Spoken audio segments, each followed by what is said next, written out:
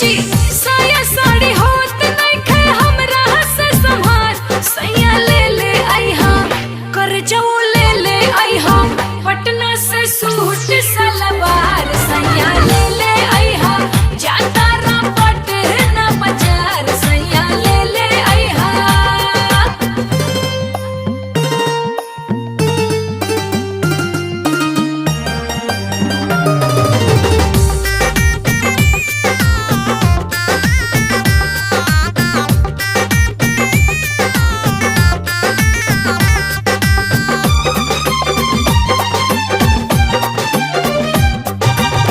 किनके ओठ लाली ले